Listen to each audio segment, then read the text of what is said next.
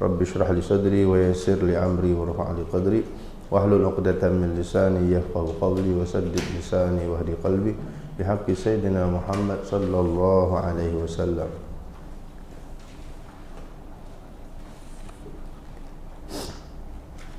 Amma ba'du, faqala al-mu'allif al-imam Qutbul Ulum Abu Hamid Al-Ghazali radhiyallahu anhu wa ardhah wa nafa'ana bihi wa bi'ulumihi wa bi'ulumina wa bi'ulumi sa'iri salihin fid darin amin.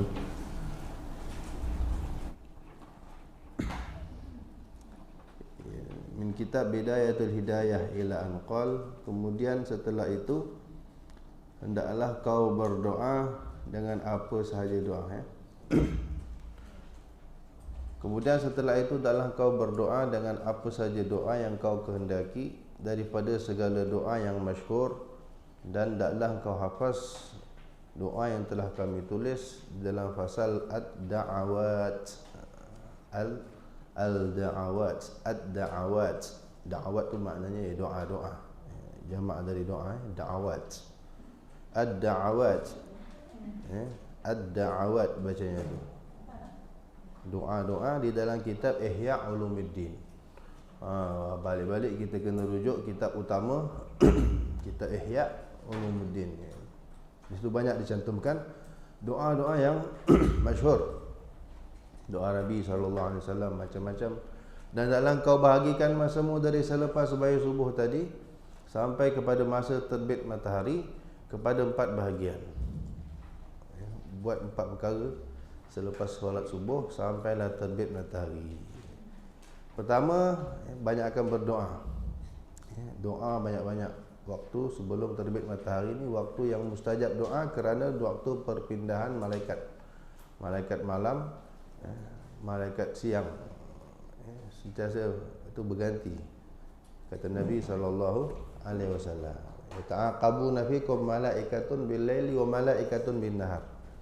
Selalu berganti-ganti, ada shift-shift di kalangan kalian, malaikat malam dan malaikat siang. Ya, mereka ni tukar shift masa bila? Sembahyang subuh dan sembahyang asar. Dan ramai mereka akan ikut sembahyang dengan manusia. Mereka sembahyang dengan manusia di masjid-masjid, di surau-surau. Mereka malaikat tapi sembahyang dengan orang. Kadang-kadang menjelma menjadi orang. Kita tak tahu, kita ingat dia orang, kita pun salam, rupanya malaikat. Maka ramai ulama mengamalkan bersalaman setelah solat subuh dan solat asar. Mereka ramai ulama mengamalkan begitu, dan jadi tradisi juga tempat kita bersalam-salaman selepas solat. Tujuannya gitu, moga-moga tersalam malaikat. Moga-moga dapat salam, dapat bersalam dengan malaikat, dapat berkat. Malaikat, masya-Allah. Mereka ni selalu sebelum nak ketika turun atau nak naik, mereka akan sembahyang berjemaah dulu di masjid-masjid, di surau-surau dengan manusia. Dan maka kita banyak berdoa supaya apa? Doa-doa kita tu mereka dengar. Kadang-kadang dia ngaminkan kat sebelah. Kita doa-doa, rupanya sebelah kita malaikat. Mereka bawa ke langit masa naik. Itu masyhur hadisnya tu. Allah akan tanya ketika mereka naik, dalam hadis sebut Allah tanya, "Kaifa taraktum abdi?" Allah tanya malaikat, padahal Allah tahu. Kata malaikat, kami tinggalkan mereka semua tengah sembahyang. Apa lagi kan? Tengah berzikir. Ikutlah apa yang mereka nampak kita tu. Maka Allah Subhanahu Wa Taala akhirnya akan mengampunkan. Kata dalam hadis sebut, kalau awal pagi kita didapati dalam keadaan baik, akhir hari asar tadi itu juga didapati laporan malaikat baik, maka kata Allah, aku ampunkan antara kedua-dua itu. Jadi tengah-tengah tu macam-macam benda tak baik berlaku kan, Allah aku ampunkan. Kalau aku dapati di awal hari baik, di akhir hari baik, di akhir hari baik, tengah-tengah tu aku ampunkan. Maka ulama pesan betul-betul, cuba 2 waktu ni kita dalam keadaan baik, buat benda baik, subuh dan asar atau maghrib. Tengah-tengah tu nanti insya-Allah dapat keampunan Allah. Ini pemurahnya Allah Subhanahu wa taala. Kedua, kalau kita tak rajin berdoa, berzikir dan bertasbih. Berzikir dan bertasbih, dan taklah kau bilangkan zikirmu itu dengan seutas tasbih. Ini nasihat ulama. Zaman Nabi tak pakai utas tasbih. Zaman Nabi pakai biji kurma, biji-biji kerikil. Ya, dia letak, kalau dia dah tahu aku nak berzikir sampai 100, dia dah prepare 100 biji kurma. Tak dalam telap ke, tak dalam mangkuk kan. 100. Bila dia zikir, dia ambil dia curahkan. Subhanallah, tak pateng, subhanallah, pantang, sampai penuh habis. Ya. Atau apa pakai apa tadi? Pakai biji-biji kerikil. Jika nak zikir sampai 1000, dia dah kumpulkan 1000 batu kerikil, ya, atau kalau kita guli kan, kita kumpulkan 1000 biji guli, letak dalam telap. Bila tak zikir, curahkan, kemudian subhanallah atau selawat, satu selawat masuk, ambil satu guli masuk dalam telap sampai penuh, berarti dah 1000. Zaman dululah, zaman tu.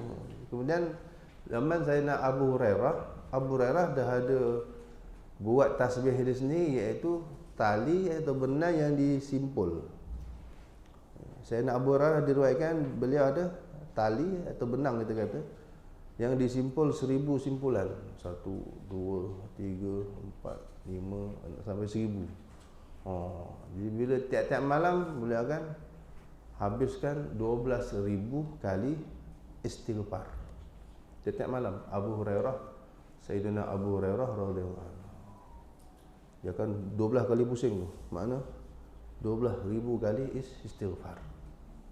Tu tasbih zaman-zaman tu lah. Zaman tabi'in dah mula ada dah tasbih macam kita ni. Tasbih yang apa, macam kita lah, berantai ni kan. Jadi bukan masalah ada orang kata bid'ah pakai tasbih ni kan. Zaman Nabi tak pakai tasbih. Zaman Nabi kira pakai biji kurma, biji batu atau ruas jari. Adapun ruas jari memang disuruh Nabi sallallahu alaihi wasallam. Dan Nabi mencontohkan. Kalau Nabi berzikir, ada riwayat Nabi melipat jarinya. Banyak riwayat Nabi lipat jari kelengking dulu. Kalau zikir subhanallah, subhanallah, subhanallah. Kita ada beberapa riwayat cara atau salah kita bagi sanad zikir yang dibuat oleh Nabi sallallahu alaihi wasallam. Ada yang pakai ruas jari, ada yang pakai lipat jari, macam-macam. Ini kalau orang pandai lah. Saya tak pandai. Saya ambil 33 boleh lah kan. Ada orang boleh sampai 10,000. Dengan 10 jari ni dia boleh kira sampai 10,000. Tak tahu.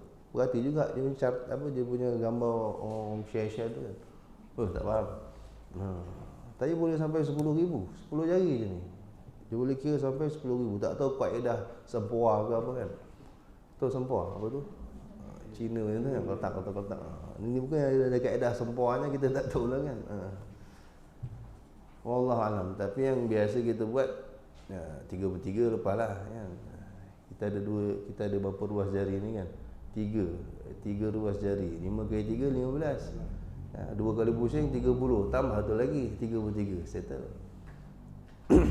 Nabi suruh, tu memang ada hadis. Bila zikir gunakan jari, aktifkan jari. Mau jari kanan, mau jari kiri terserah. Kenapa? Fa innahunna mustantaqatun yaumal qiyamah. Sebab jari-jari kamu itu akan disuruh bercakap pada hari kiamat. Apa pasal Nabi SAW suruh kita kalau berzikir, gunakan jari. Manfaatkan jari ini. Allah cipta cantik kan. Sebab apa? Sebab nanti jari-jari akan disuruh bercakap pada hari kiamat. Maka mereka akan bercakap dengan apa yang mereka buat. Alangkah beruntungnya kita, mereka banyak bercakap, dengan saya je dah berjuta dia bersalawat contohnya kan. Saya ni dah juta kali istighfar. Dengan saya ni, tuan saya ni dah puluh juta kali tasbih contohnya kan. Untung jadi saksi pembela kita. Yauma tashhadu alaihim alsinatuhum wa aydihim wa arjuluhum bima kanu ya'malun. Allah sebut dalam Quran, al-yawma nakhtimu ala afwahihim wa tukallimuna aydihim. Hari ini aku kunci mulut-mulut mereka, kata Allah. Satu mulut pun tak boleh bercakap. Wa tukallimuna aydihim, yang bercakap kepada kami tangan-tangan mereka. Tangan yang bercakap. Apa kau buat? Aku bagi kau 60 tahun, 70 tahun aku bagi kau. Apa kau buat? Jari bercakap, tangan bercakap. Oh, untung kalau semua cakap baik-baik je kan. Dengan saya je ya Allah, dah berjuta kali selawat. Dengan saya je ya Allah, dah berjuta atau beribu juta kali istighfar. Selamat kita. Jangan dia cakap benda pelik-pelik. Sudah. Na'udzubillah min zalik. Malu masa tu. Na'udzubillah min zalik. Kalau dia cakap benda-benda tak senonoh. Allah. Wa tukallimuna aydihim wa arjuluhum, kaki pun akan bercakap. Bima kanu ya'malun. Jadi bagus pakai jari, tapi jari kan kita terhad, tak banyak kita boleh dapat. Maka buatlah tasbih. Batu-batu ke, biji kerikil ke, biji korba ke. Kemudian nak buat macam rantai tu, ada yang tu sampai 1,100, 500, 1,000 semua tu. Bagus pakai itu. Sehingga ulama mengarang kitab tentang itu, As-Subhah. Antaranya karangan tentang apa pentingnya subhah ni, pakai tasbih. Tasbih ini disebut di kalangan para aulia, para wali-wali, para kaum sufi disebut apa tu, cemeti syaitan. Tasbih tu kaum-kaum sufi menyebut istilahnya cemeti syaitan. Syaitan juga takut tengok tu. Kesebat orang kena sampuk sebat dengan tasbih. InsyaAllah kalau tasbih tu dah banyak pakai zikir, dia ada sir, dia ada apa, dia ada power lah orang kata. Beza dengan tasbih baru beli dengan tasbih yang dah lama pakai, tak sama. Tak sama. Kita pegang orang, kita ada rasa lain macam ni.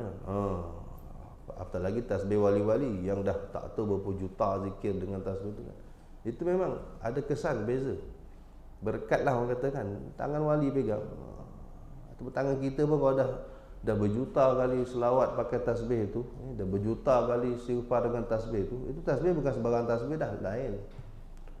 Apalagi dibuat daripada benda hidup, kayu. Paling famous kayu kokar lah. Apalagi benda hidup, biji korba kan, biji biasa pakai biji apa tu tulang unta. Itu tulang unta. Benda hidup lah. Boleh, tak ada masalah. Tulang unta, untanya bukan bangkai. Syaratnya unta bukan mati langkau. Unta disembelih lah. Bila dah disembelih, dia semua part dia suci. Apa lagi biasa orang buat. Tapi kalau ada plastik daripada benda-benda mati ni, rugi kata ulama. Kalau benda-benda hidup, dia hidup lah. Mana dia ada zikir, jis ni berzikir. Tu untung pakai tasbih ni kan. Bahkan satu wali Allah mimpi Nabi. Pernah satu wali Allah mimpi Rasulullah sallallahu alaihi wasallam. Ni mimpi, tuan-tuan nak percaya boleh, tak nak percaya pun tak apa. Tapi mimpi Nabi bukan mimpi orang biasa ni. Dan yang mimpi orang baik. Kita dalam Islam memang memberi pandangan, memberi perhatian kepada mimpi ni.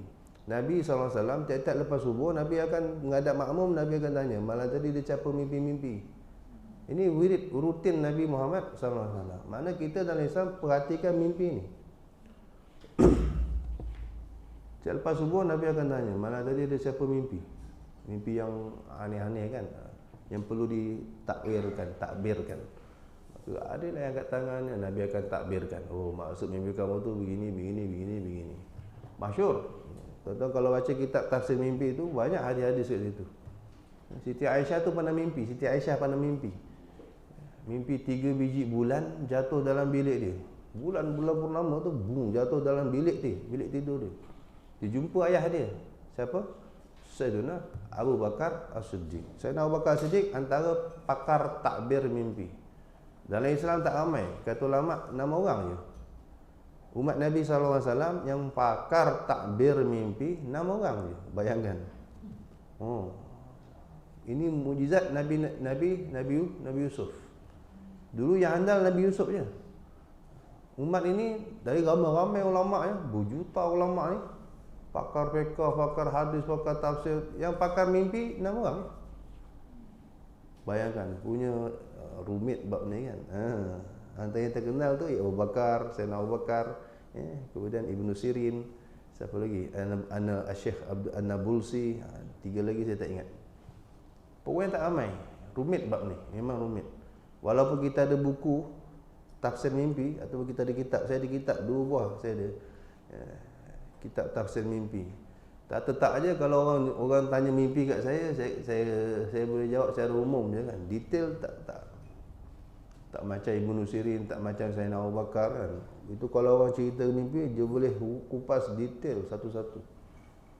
Bila Siti Aisyah radhiyallahu anha cerita ke ayahandanya, ayah saya malam tadi mimpi 3 biji bulan masuk dalam bilik saya, jatuh dalam bilik saya. Apa kata Sayyidina Abu Bakar? Serta merta. Tak payah buka kitab lagi kan. Oh, itu maknanya ada 3 manusia termulia di atas bumi yang akan dikebumikan dalam bilik kau. 3 manusia termulia di atas bumi yang akan dikebumikan dalam bilik kau. Macam mana Sayyidina Abu Bakar tahu? Bila meninggalnya Rasulullah SAW ditanam dalam bilik Siti Aisyah. Maka kata Sayyidina Abu Bakar, hadza qamarukil awwal. Inilah bulan kau yang pertama. Ada 2 bulan lagi. Siapa dia itu? Iaitu Sayyidina Abu Bakar dan Sayyidina Umar. Itu contoh. Nabi selalu tanya sahabat, ada mimpi apa, Nabi akan takwilkan. Ya. Wahyu kali pertama turun, wahyu mula-mula turun tuan-tuan, bentuknya mimpi. 6 bulan pertama Nabi jadi apa? Nabi SAW jadi Rasul tu 6 bulan pertama tu wahyu semua mimpi. Baru bentuk lain, baru bentuk Jibril turun atau apa Quran dan sebagainya. 6 bulan pertama tu bentuk wahyu ialah mimpi. Nabi dapat mimpi. Banyaklah. Dan Nabi sini banyak mimpi. Bila tak ada sahabat cerita, kadang-kadang Nabi yang cerita. Aku malam tadi mimpi. Nabi SAW, bukan kita ni percaya mimpi, tak. Tapi mimpi ni memang ajaib. Dan hadis kata, innallaha idza ahabba 'abdan atabahu fi manamih. Sesungguhnya Allah, kata Nabi SAW, kalau sayang seorang hamba, dia akan tegur hamba tu dalam mimpinya. Kalau kita buat salah, tuan-tuan, kalau zaman Nabi ada sahabat buat salah, Allah tegur, Allah bagi wahyu ke Nabi. Dia ni salah, ni salah. Nabi akan panggil tegur. Nabi dah tak ada. Siapa nak tegur kita? Mimpi. Kita akan dapat mimpi macam-macam. Orang kafir dapat hidayat kadang-kadang sebab mimpi. Allah sayang dia. Allah nak tegur dia. Sampai bila kau nak kafir ni kan? Bagi satu mimpi je, selesai. Masuk Islam. Para mesuara masuk Islam macam mana? Ada siapa-siapa datang pergi ceramah kat dia? Tak ada. Satu mimpi je Allah bagi. Satu Melaka masuk Islam. Sampailah kita alhamdulillah. Mimpi je. Para mesuara masuk Islam dah sebab mimpi kan? Baca sejarah tak? Masuk mimpi, malam mimpi. Belum datang pendakwah tu, daripada apa? Daripada Yaman ni, yang transit kapal Gujarat, landing dekat Kelebang. Kan raja datang ramai-ramai, itu malam dah mimpi dah. Mimpi Rasulullah SAW. Besok ada anak cucu aku datang, kau ikut apa dia buat. Di Islam kan. Tapi melalui mimpi asalnya. Banyak anak. Firaun tu sebelum nak jatuh mimpi dulu. Allah warning kok mimpi. Warning dah. Tahu dah kerajaannya akan musnah oleh satu orang anak Bani Israel. Tahu dah mimpi tu. Tu yang dibunuh habis semua bayi-bayi laki-laki tu. Percaya dengan mimpi dia tu. Dia percaya. Datuk Boboh kata begitu. Wah, ni bahaya dia tuanku. Siapa lagi? Nabi Yusuf kan. Kepada Mesir nak dilanda kemarau dahsyat tu, Allah bagi warning raja dia dulu. Allah sayang tu, Allah bagi peringatan. Nampak 7 ekor sapi, 7 ekor apa? Ini ara sab'a baqaratin siman, 7 ekor sapi gemuk-gemuk dimakan oleh 7 sapi kurus-kurus. Kau tak masuk akal tu. Sapi kurus makan sapi gemuk, tu balik kan. Kemudian aku nampak 7 tangkai apa? Gandum segar dengan 7 tangkai gandum layu. Apa kaitannya kan? Kalau kita jam, apa benda tu aku mimpi ni? Semua nujum kata adrasu ahlam. Mainan tidur je tuanku. Bila panggil semua tok-tok bomoh kan, adrasu ahlam. Panggil menteri-menteri semua kata adrasu ahlam. Bunga tidur je tuanku, mainan tidur je tu. Wa ma nahnu bi ta'wil ahlami bi'alimin. Raja tak kuati. Sebab mimpi yang betul je mimpi yang lain. Ya, antara ciri-ciri mimpi yang betul, dia memang bangun pagi tu kita macam teringat-ingat tu jelas. Dan makin jelas makin jelas. Kalau mimpi-mimpi main dan tidur ni biasa bangun pagi, apa benda aku mimpi malam tadi? Tu biasa ngarut lah tu. Tu kalau mimpi tu ada mesej, bangun tidur tu jelas, terbayang-bayang lagi macam real depan mata gitu. Dalam hadis disebut mislu falaqis subuh, seperti cahaya subuh. Cahaya subuh kan daripada gelap makin terang makin terang. Tu ciri-ciri mimpi yang ada mesej. Jadi gitu. Nabi sendiri minta. Jadi ada satu wali mimpi jumpa Nabi SAW. Ya Rasulullah, tolonglah dah lalang jumpa ni, bagilah saya hadis. Macam mana tuan bagi sahabat-sahabat kan, nak juga orang kata kenang-kenangan. Maka dalam mimpi itu Nabi SAW beritahu wali Allah tadi 3 perkara. Antaranya, selagi ada siapa orang yang menyimpan tasbih atau kulu-kili bawa tasbih, maka dia dicatat sebagai sedang berzikir. Dia dicatat sedang berzikir walaupun dia tak berzikir. Dia simpan tasbih je dalam poket dia, dah dapat pahala berzikir. Sebab tasbih ni tuan-tuan, kelebihannya kita tengok je kita rasa nak berzikir. Bagi yang kaki zikir lah, orang dah biasa berzikir kan, nampak tasbih je rasa nak capai, nak narik kan. Subhanallah. Sehingga disebut oleh ulama, ni'mal mizkar as-subhah. Sebaik-baik alat berzikir ya tasbih itu.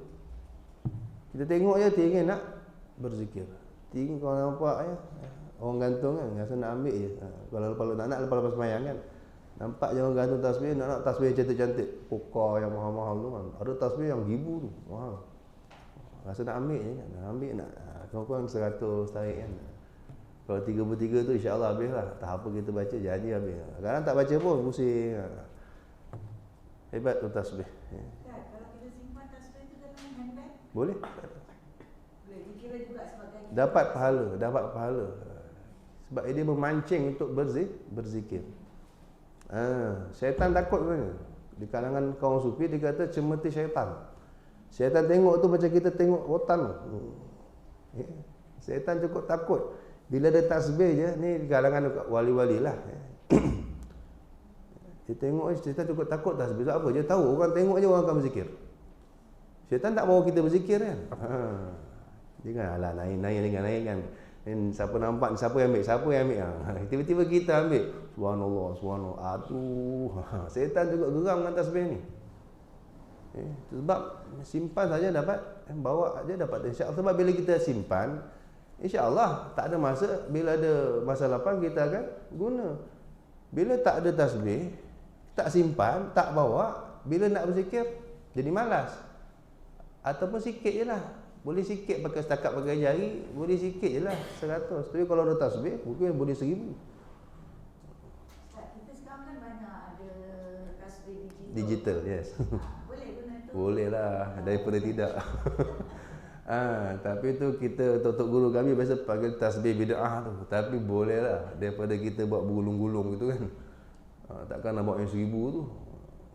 Orang dulu memang yang 1000 tu dia bawa gulung-gulung, siap dilitkan kat leher tu.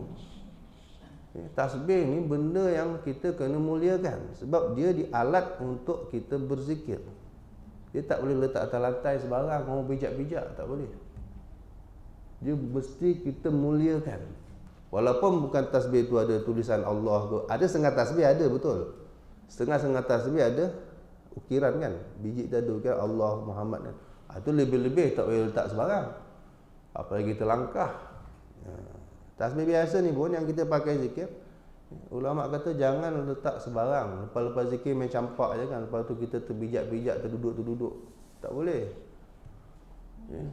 Kita kena muliakan dia. Sebab dia alat yang membantu kita memuliakan, berzikir kepada Allah. Sejadah sama juga. Sejadah, telekung, tasbih, apa lagi? Kopiah, ya, apa lagi? Rehal, apa sajalah alat-alat yang kita guna untuk beribadah itu mesti dimuliakan. Kalau orang dulu lepas semayangnya terus sejadah lipat, sidai. Ada dia punya apa? Kayu dia kan. Dia tak letak atas lantai macam orang sekarang. Anak bijak-bijak, dia bijak-bijak. Dia hormat sejadah dia. Telekung dia lepas semayang terus sidai. Mana tak terpelihara dari dipijak-pijak. Ulama dulu cukup takut kalau terpijak tasbih kan, atau terpijak sejadah. Nak sejadah zaman sekarang banyak gambar Kaabah kan. Walau gambar je pun bukan Kaabah betul. Iya, gambar je pun. Cuba gambar bapak engkau, orang pijak. Gambar je pun bukan bapak engkau. Marah tak? Marah juga, jangan main gambar walaupun gambar. Kaabah juga begitu. Kaabah ni syiar yang wajib kita muliakan, hatta gambarnya. Sepatutnya dah kena elakkan.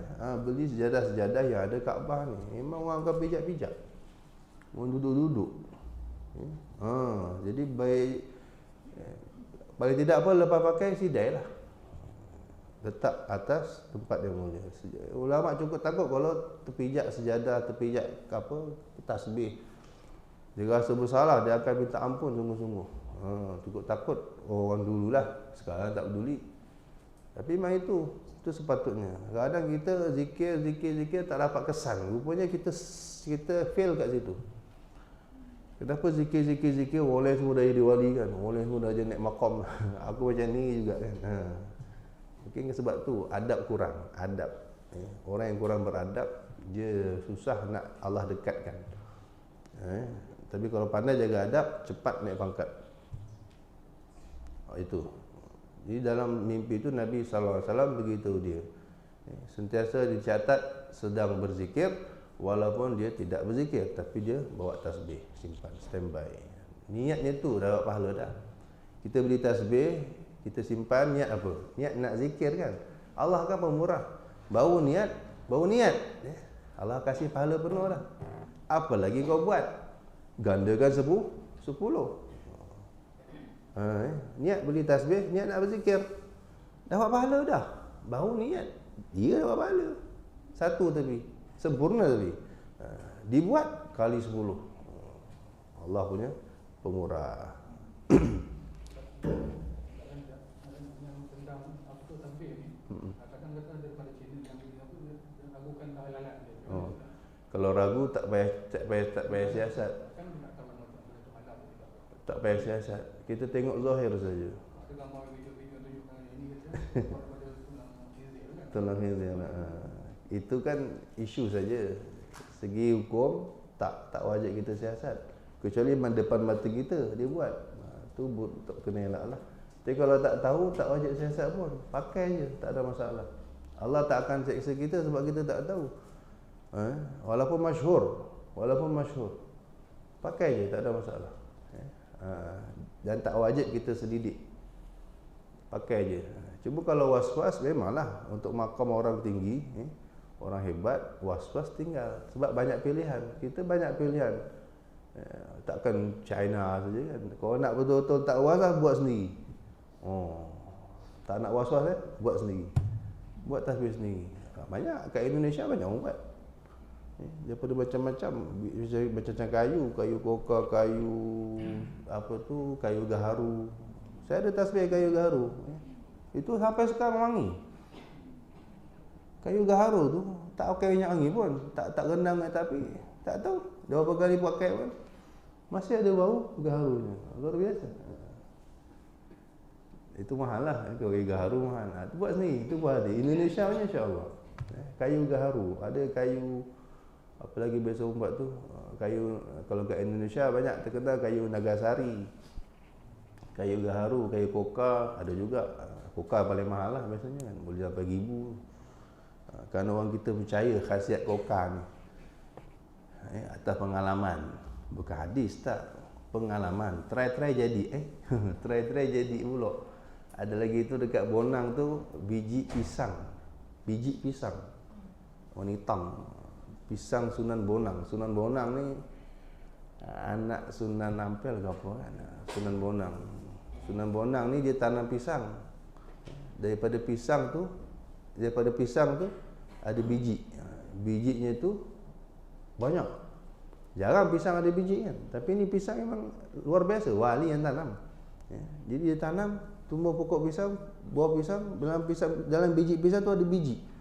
Biji itu sampai sekarang, pokok tu masih sampai sekarang ditanam ulang lah. Dekat Bonang tu, akhirnya banyaklah orang jual tasbih biji pisang. Tu ramai juga orang beli, ambil berkat. Sebab itu daripada pisang yang ditanam oleh wali Allah Sunan Bonang.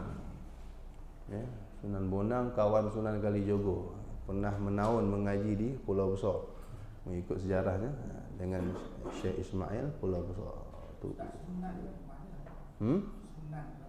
Sunan tu bahasa Jawa, susuhunan, orang mulia, saint. Kalau orang putih panggil saint. Orang mulia, orang suci, apa panggil? Saint tu saint. Saint Paul, Bukit Saint John, tu saint. Apa panggil bahasa Melayu? Ya, susuhunan, asalnya susuhunan. Orang bahasa Jawa lah. Orang suci, orang mulia. Diringkas jadi sunan. Bukan sunan kitab tu, ada Sunan Turmuzi, Sunan Darimi, itu lain. Itu sunan jamak dari sunnah, hadis. Itu hadis lain. Ini susuhunan asalnya. Orang suci, orang mulia. Mereka wali-wali besar dan keturunan Nabi Muhammad sallallahu alaihi wasallam. Memang orang suci. Keramat. Jarang jadi memang ditanam pisang tu, bijinya itu memang diniat untuk buat tasbih. Tak adalah orang ngetes saja ini wali punya biji pisang kan. Jadi adalah kadang-kadang pengalaman dia cerita lah, tak tahulah sebab nak lakukan barang ke tak tahulah. Dia kata kalau ada anak dia demam, dia rendam je tasbih tu. Lepas tu Fatihah Sunan Bonang bagi minum, elok sembuh. Dah viral. Jual zub berzub laku lah. Itu pula orang nak percaya ke tidak kan. Tapi itulah cara orang meniaga ke tak tahu, ataupun memang dia saja nak cerita mungkin betul. Wallahualam. Semua keberkatan kan. Itu biasa bab gendam-gendam ni. Imam Syafi'i punya baju, Imam Ahmad gendam. Imam Ahmad murid Imam Syafi'i. Beliau simpan salah satu jubah Imam Syafi'i. Bila ada orang sakit, demam ke apa, Imam Ahmad tak buat banyak, ambil jubah Imam Syafi'i, direndam dalam air, dikasih minum, sembuh orang tu. Ini bab tabarruk. Dalam Islam dipanggil tabarruk, ambil berkat. Quran sebut ketika Nabi Yaqub lama menangis kan, kehilangan Nabi Yusuf sampai tak nampak, tak boleh tengok. Nabi Yusuf kata apa? Idhabu biqamisi hadha fa'alquhu ala wajhi abi ya'ti basira. Nabi Yusuf kata, bawakan gamis aku ini, pergi jumpa ayah aku, baling, campakkan di atas wajah dia. Nanti Nabi Yusuf cakap, ya'ti basira, dia akan kembali boleh melihat. Apa sah kena pakai gamis? Kenapa tak doa terus, ya Allah celikkan mata bapa aku, kan boleh saja. Tak, Nabi Yusuf kata, ambil gamis aku, baju Nabi Allah, letak campak atas muka ayah aku. Ya'ti basira, nanti dia boleh kembali melihat. Kenapa mesti pakai gamis? Tabarruk, ambil berkat. Quran nak ngajar kita, boleh bertabarruk, ambil berkat dengan barang-barang orang soleh ini. Itu berlaku. Satu orang kaya lah, buta. Bila dia baca cerita Nabi Yusuf tu, dia terfikir, ini baju Nabi Yusuf. Bayangkan kalau baju Nabi Muhammad. Baju Nabi Yusuf aku tak tahu mana nak cari, tapi baju Nabi Muhammad aku boleh cari kat mana sekarang? Kat muzium Topkapi di Turki tu. Turki mana? Turki lah, Istanbul. Kan dia letak, dia pamerkan kan. dalam kaca tu baju Rasulullah SAW. Dan dia kaya. Dia pergi Turki, dia deal dengan kerajaan Turki, minta buka sekejap je, dia bayar tak tahu berapa juta, tak tahulah berapa juta. Oh kaya. Dia buta tapi kaya. Dia deal akhirnya kerajaan lepaskanlah buka sekejap. Dia ambil, dia terus sekup atas kepala dia. Sampai dia kata, ya Allah, kalau baju Nabi Yusuf boleh celikkan Nabi Yaqub, ini kan baju kekasihmu Nabi Muhammad sallallahu alaihi wasallam. Aku mau celik mataku. Betul, dia angkat, terang mata dia, nampak balik. Lepas tu tutup balik, simpan balik. Tapi tak tahu apa banyak dia bayar kerajaan. Dia bayar kerajaan lah. Kerajaan Turki. Wallahu alam. Itu tabarruk, bukan syirik. Sebab kita yakin semua ni kerja Allah. Jangan tertipu. Kalau yakin baju tu yang sembuhkan, memang syirik lah. Kita yakin ni semua kerja Allah. Allah yang buat ni semua. Cuma kita ambil berkat. Tabarruk. Itu dalam Quran sebut. Dalam hadis, jangan cakap lah sahabat bertabaruk dengan Nabi ni, jangan cakap lah. Apa benda yang Nabi punya dia orang tak ambil berkat. Hatta kencing Nabi SAW pun dia orang minum. Darah Nabi dia orang telan. Peluh Nabi dia orang tadah. Apa lagi? Rambut Nabi berebut. Semua nak buat berkat. Apa lagi? Apa nama tu? Yang dia orang sebut air wuduk, air ludah, air liur. Ingus Nabi, pantang Nabi buang ingus atau buang ludah, berebut sahabat, nadah. Dapat sapu-sapu kat badan. Tabarrukan, ambil berkat. Dari mana berkat? Ramai yang dapat menyaksikan keberkatan daripada Rasulullah sallallahu alaihi wasallam. Air yang ada tapak tangan Nabi tu, Nabi tengah mandi, tiba-tiba satu orang budak perempuan, Sayyidina Zainab binti Asma binti Umays radhiyallahu anha. Asma binti Umays punya anak namanya Zainab, anak budak kecil. Main masuk je bilik air Nabi tengah mandi, terkejut Nabi. Kebetulan dekat taman Nabi kerana terkejut refleks. Air dekat kolah depan Nabi tu, Nabi simbah ke muka budak ni. Siapa tadi? Zainab binti Asma binti Umays. Asma binti Umays ni kalau tak salah saya isteri Ja'far bin Abi Talib. Isteri kepada sepupu Nabi SAW. So ni anak sepupu makna apa? Anak sepupu, anak buah lah kira kan. Tapi kecil masa tu. Nabi mandi, tengah mandi, budak ni masuk. Terkejut lah. Tersimbah air daripada atas tapak tangan Nabi, simbah ke muka dia. Cicit dia lari kan. Masa tu dia budak. Apa berlaku? Kata perawi hadis, aku jumpa Zainab ni, di usia dia dah tua. Kulit, tangan, badan semua dah keriput, dah berkedut. Tapi muka dia masih tegang macam anak dara. Berkat. Bukan botox, berkat. Yang lain semua dah keriput, dah berkedut dah. Dah tua dah, tak tahu 80 berapa kan. Tapi kawasan muka yang kena simbah, yang pernah kena simbah. Boleh tahu air yang ada di atas tapak tangan Nabi SAW itu fresh, masih tegang lagi kan, anjal lagi, Masya Allah. Allahumma salli wa sallim wa barik alaihi. Berkat sungguh Nabi Muhammad sallallahu alaihi wasallam. Kemudian yang kedua lagi Nabi sebut dalam mimpi wali Allah tadi, siapa yang bercakap Arab dikira sedang berzikir. Cakap Arab, siapa berbicara dengan bahasa Arab, bahasa Nabi SAW, bahasa Quran, maka dia pun dianggap sedang berzikir. Sebab bahasa Arab mengingatkan kita kepada Quran. Bila kita cakap Arab, kita mengingatkan kita kepada Rasulullah SAW, orang Arab. Bila kita bercakap Arab, kita teringat kepada hadis-hadis Nabi yang semua bahasa Arab. Bila kita cakap Arab, kita teringat kampung akhirat kita semua nanti besok semua cakap Arab. Dalam surga besok semua cakap Arab. Walaupun tak belajar, pandai sendiri.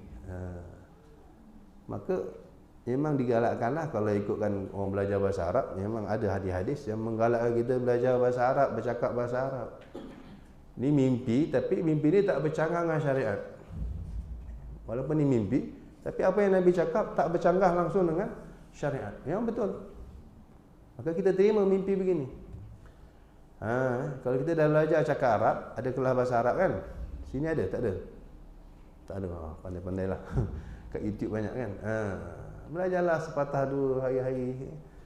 Apa khabar? Khabar baik. Ya, besok apa lagi kan? Niat kita nak ikut perintah Nabi sallallahu alaihi wasallam.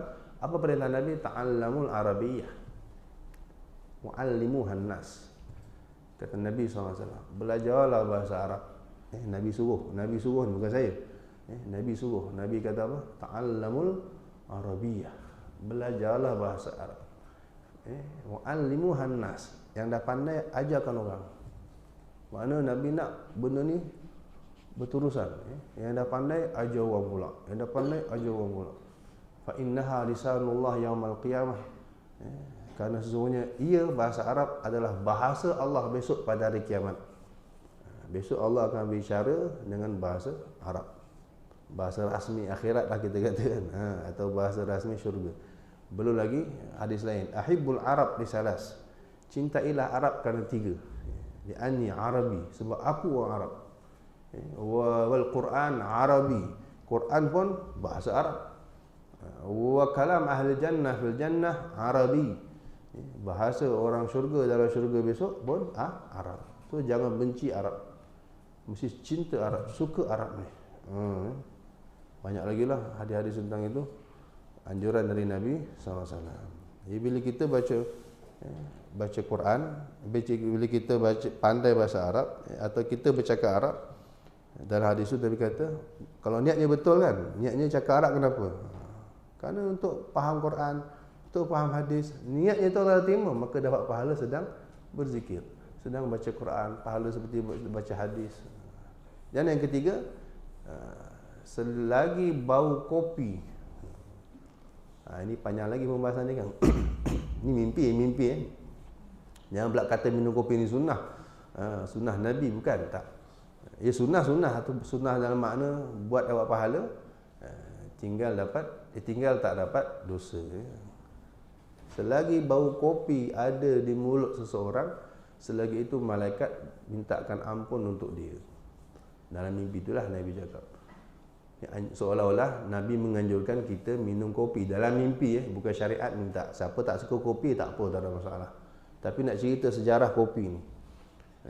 Teh dengan kopi siapa dulu orang minum? Teh. Dia dah dulu dah ribu tahun orang minum teh. Teh Cina ni, apalagi teh Maharaja tu kan. Ribu tahun orang minum. Kopi baru lagi tuan-tuan. Kopi ni orang pandai minum baru lagi.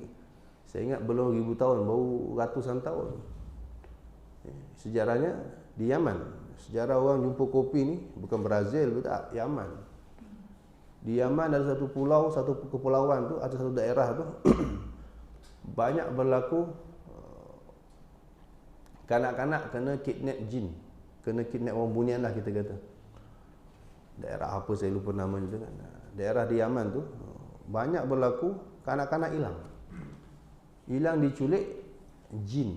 Kalau kita orang bunian lah sama. Bila jumpa dah tua. 70 tahun, 50 tahun baru jumpa balik. Keluar-keluar dia tak kenal orang tak kenal dia. Masyhur. Lama berlaku, tak ada penyelesaian. Tak tahu macam mana nak buat. Akhirnya satu wali Allah di situ, Syekh Abdul Hasan Asy-Syazuli. Bukan pengasas tarekat Syazuliyah bukan, tapi satu orang penganut tarekat Syazuliyah, wali Allah juga. Dia pun berdoa kepada Allah, munajat ya Allah bagi petunjuk apa nak buat ni. Risau dah ni kan, ramai sangat dah. Orang hilang kat kampung ni kan. Akhirnya munajat. Satu malam mimpi Nabi sallallahu alaihi wasallam. Nabi SAW beritahu dia masalah sebenar ni jin. Tapi jin takut dengan pokok ni. Nabi tunjuk satu anak pokok. Anak pokok apa? Pokok kopi. Jin takut dengan pokok ni. Kau tanam pokok ni, yang Nabi bagi anak benih.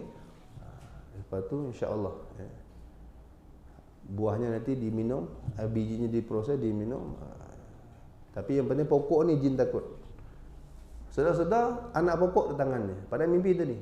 Sedar-sedar ada anak pokok kopi di tangannya. Dia pun tanam. Sejak hari itu, sejak pokok kopi itu ada ke kampung tu, kes tak kerja lagi sampai ini.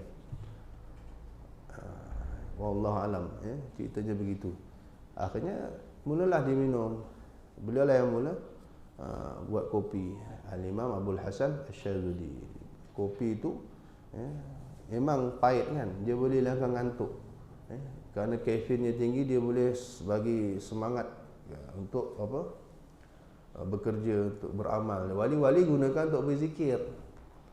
Bila bangun malam ngantuk, nak ngilang ngantuk, minum kopi. Tapi tak pakai gula.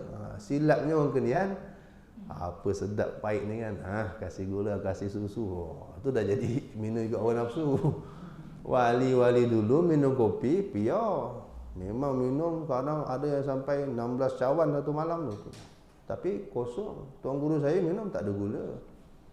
Kopi Arab tu kan, dia memang minum segar je. Jadi terus boleh continue ibadat sampai pagi. Tu tujuan mereka minum kopi, untuk segar beribadat. Kita memang nak sedap, sampai ketagih kan, tak kena kopi pening. Aduh, silap kita. Tapi asalnya begitulah cerita dia. Maka ada ni, kerana niatnya baik, dapat pahala. Macam kita makan, kalau niat kita makan untuk dapat kekuatan beribadat, makan kita dapat pahala.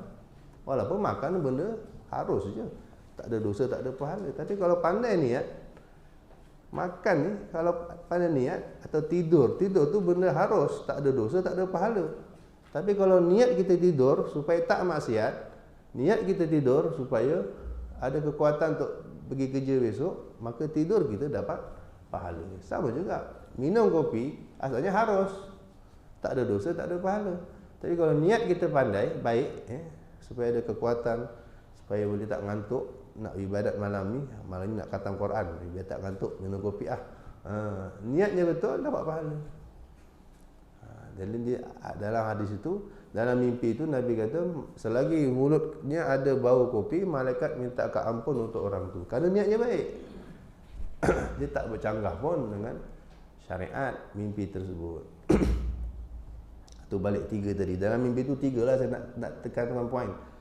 Simpan tasbih, cakaplah Arab, bercakaplah bahasa Arab kalau boleh. Yang ketiga apa tadi? Minumlah kopi. Kalau boleh kopi pahit. Supaya apa? Tapi bagi yang dah ada migraine jangan. Itu ikut nasihat doktor lah. Doktor kata tak boleh, jangan. Ini bagi orang yang sihat. Jadi ketika waktu selepas subuh sampai terbit matahari itu, perbanyakkan doa. Kedua, perbanyakkan zikir, tasbih, selawat ke apa. Dan zikir ni kalau boleh gunakan tasbih, seutas tasbih.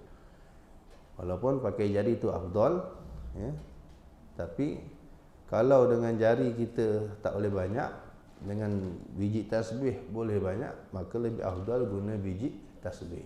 Cerita tentang biji tasbih ni panjang lebar dah kita cerita. Hasan Basri, Al-Imam Hasan Basri, tabi'in, wali besar, ulama besar, Al-Imam Hasan Al-Basri. Itu ketika satu hari pernah dilihat orang sedang pegang tasbih zikir depan-depan orang kan. Satu orang tanya, satu muridnya tanya, "Syekh, tuan dah jadi ulama, tuan dah jadi wali, tuan dah jadi hebat, masih lagi pakai tasbih kah?" Dia fikir kalau dah jadi wali, dia jadi ulama, tak payahlah zikir lagi kan. Dia kata apa? "Takkan ku tinggal benda yang dengan dia aku bermula, dan dengan dia aku sampai." Maknanya aku mula nak jadi wali, kena banyak zikir, kena banyak istighfar kan. Aku guna tasbih. Dengan benda ni lah aku bermula, dan dengan benda ni lah aku sampai kepada Allah.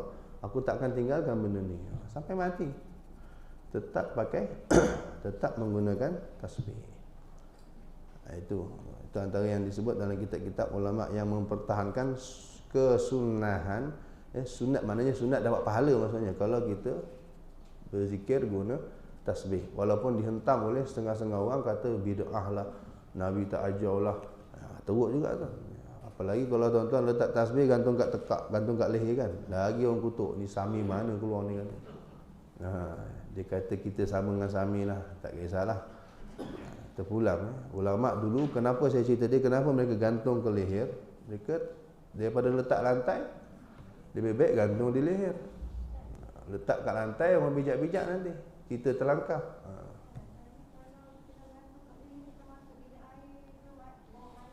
elakkan. Benda tu kata benda tasbih ni benda yang kita mesti muliakan. Jangan bawa masuk bilik air. Terbawa sorokkan. Sorokkan masuk beg ke masuk kocik ke. Sama macam cincin. Kalau kita dalam bekah tu, kalau cincin kita ada ukiran nama-nama apa? Nama-nama yang dimuliakan, nama Allah ke Rasulullah ke. Kalau terlanjur bawa, sunat kita sembunyikan. Maknanya apa? Kita masuk poket atau kita genggam, paling tidak pun genggam. Kita lenyapkan dia, genggam. Tapi tak cebok macam mana pula kan? Leceh pula kan? Jadi masuk poket lah. Masuk poket, kalau ada songkok, masuk songkok. Benda kita sembunyikan dia dari pandangan. Masuk poket lah senang. Atau masuk beg. Takut terkena najis, bukan apa. Kalau kita terdedahkan begitu, mungkin kita cebok, terpercik. Haram jadinya. Ketiga, membaca Al-Quran. Berdoa dah malas, dah penat, zikir pun dah habis, tak tahu pun nak baca, ambil Quran. Ambil Quran, baca Quran pula sampailah terbit matahari. Berapa banyak kita boleh baca. Itu paling bagus baca selepas subuh. Memang kalau boleh lah, memang Quran ni kalau kita starting awal nak baca dia, carilah masa selepas subuh, saat orang belum nak kacau kita. Orang semua tidur kan, orang semua belum nak call kita. Bila kita baca Quran, kita dah berbual dengan Tuhan. Kita kalau berbual dengan kekasih, tak suka orang kacau kan. Bila orang wali-wali bila baca Quran, tak suka orang ganggu. Kalau tengah mengaji pun, kata ulama, tiba-tiba orang panggil atau orang ajak bercakap, kita layan jugalah. Tapi selepas dia bercakap dengan orang tu, apa pun dia, nak start balik, sunat kita cakap apa? A'udzubillahi minasyaitonirrajim. Syaitan dia ni ganggu. Orang tengah syok-syok bercakap dengan Tuhan, tengah syok bercakap ni. Rumah pula call. Suruh beli sarapan. Allah. Okey, tak apa, layan. Okey. Tapi lepas tu, sebelum nak start balik, sunat kita baca balik A'udzubillahi minasyaitonirrajim, baru sambung. Macam tu. Tu adab baca Quran. Sebab sebelum subuh ni jarang orang kacau lah. Kalau lepas subuh jarang orang kacau. Kalau dah pukul 1, pukul 2 macam sekarang, kejap-kejap belum setengah muka orang dah telefon dah. Macam-macam orang nak jumpa kita lah. Jadi terganggu. Jadi paling bagus awal hari baca Quran sebanyak-banyak mungkin. Lagi banyak wirid Quran kita, lagi banyak Allah mudahkan urusan kita. Itu salah seorang soleh mengatakan begitu. Aku dah test dah. Kalau contoh aku baca satu hari, setiap pagi aku baca satu juz, banyaklah, ataupun setengah juz aku baca Quran, maka aku dapat rasa keberkatan itu. Bila aku mulakan hariku dengan Quran, aku dapat rasa keberkatan hariku itu. Semua urusan aku Allah mudahkan. Banyak benda aku boleh buat. Lagi banyak aku tambah bacaan Quranku, lagi banyak kerja aku boleh buat. Aku try baca sejuz, lagi banyak. Kemudian lepas subuh tu dah habis sejuz, mudah semua urusan. Lagi banyak Allah mudahkan urusan aku. Aku try tambah 7 juz setengah. Ini kata satu orang soleh. Aku berasa betul, lagi banyak kerja-kerja aku Allah mudahkan. Aku tambah lagi 2 juz. Lagi banyak kerja-kerja aku Allah mudahkan. Sampailah apa jadi? Aku boleh baca, aku sekarang ni setiap pagi baca 10 juz. Sampai dia tambah sikit-sikit, dia tambah je perhati. Dia buat kajian sendiri. Nak tengok berkat tak berkat Quran. Dia buat, anaknya dia buktikan. Sampai sekarang kau tahu, aku baca satu hari 10 juz. Setiap pagi aku akan habiskan 10 juz, baru aku buat kerja lain. Dan semua ternyata kerja-kerja tu semua Allah mudahkan. Mula sikit-sikit dia perhati. Itu keberkatan Al-Quran. Banyak dah tuan-tuan orang test benda ni. Quran jangan main-main, luar biasa berkat. Tapi walaupun tak banyak, sikit pun insya-Allah. Usahakan awal pagi kita ada slot baca Quran. Usahakan awal pagi kita ada slot baca Quran, walaupun satu muka surat, walaupun 2 muka surat.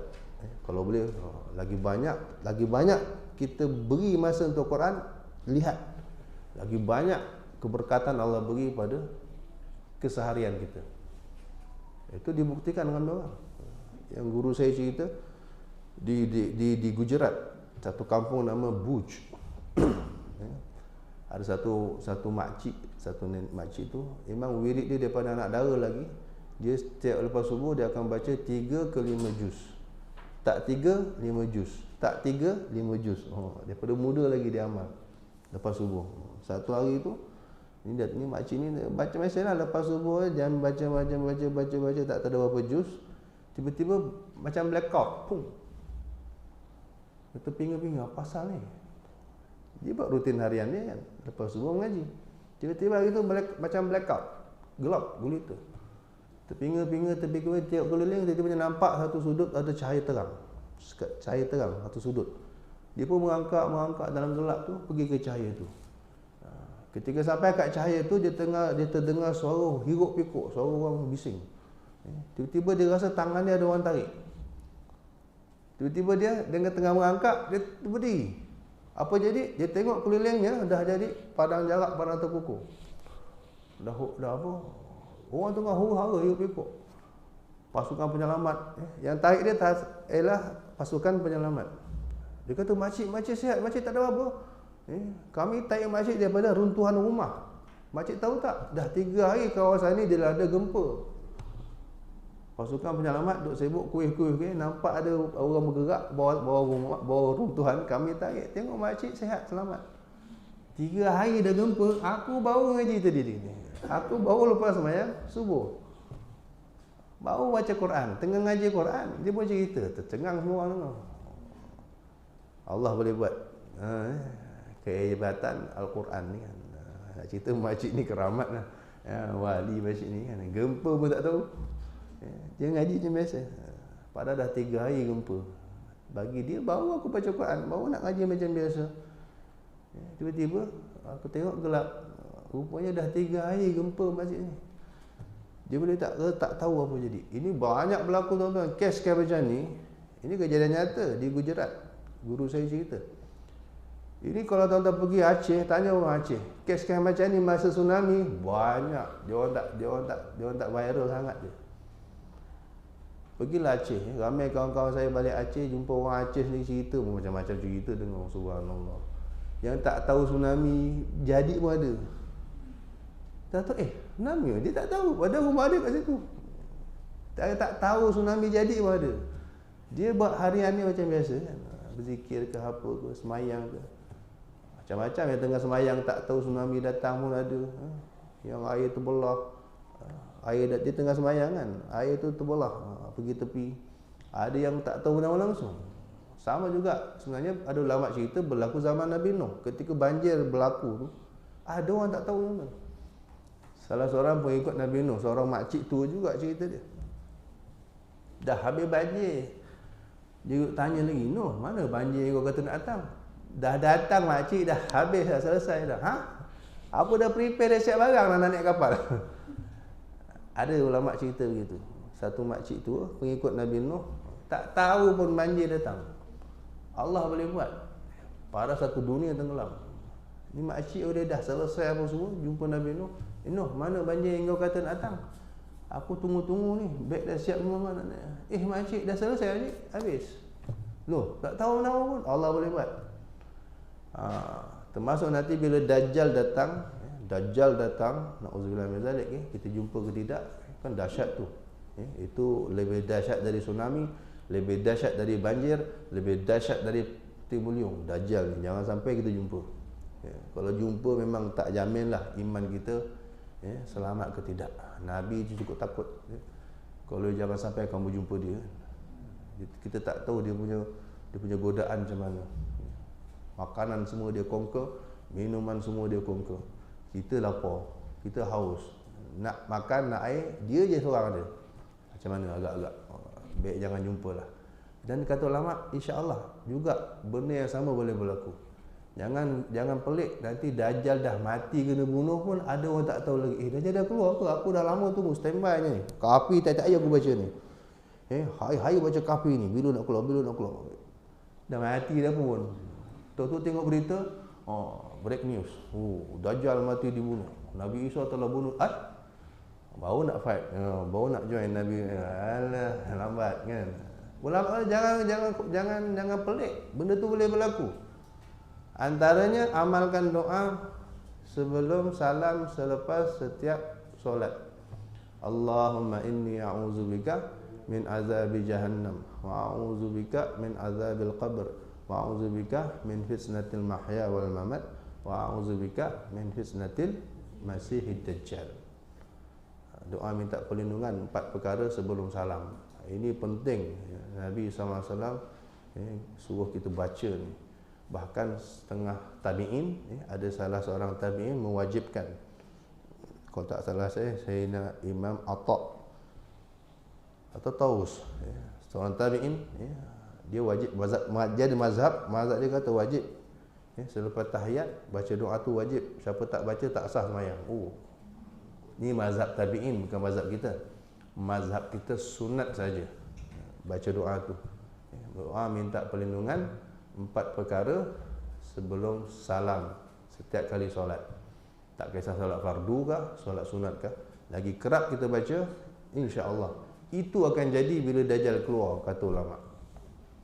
Allahumma inni a'udzubika min azabi jahannam wa a'udzubika min azabil qabri wa a'udzubika min fitnatil mahya wal mamat wa a'udzubika min fitnatil masihid dajjal. Kalau tuan-tuan Google keluar doa minta perlindungan 4 perkara sebelum salam. Itu masyhur, sangat masyhur.